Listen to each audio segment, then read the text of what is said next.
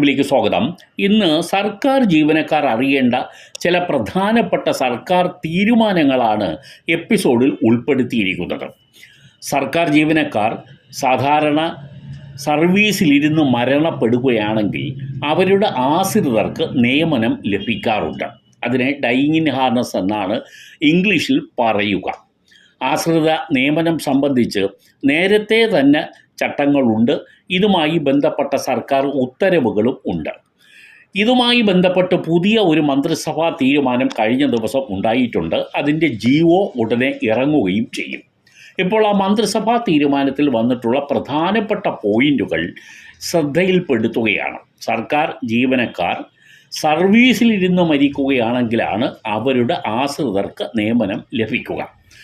എന്നാൽ ഈ കുടുംബത്തിൻ്റെ വാർഷിക വരുമാന പരിധി 8 ലക്ഷത്തിന് മുകളിൽ ആകാൻ പാടില്ല.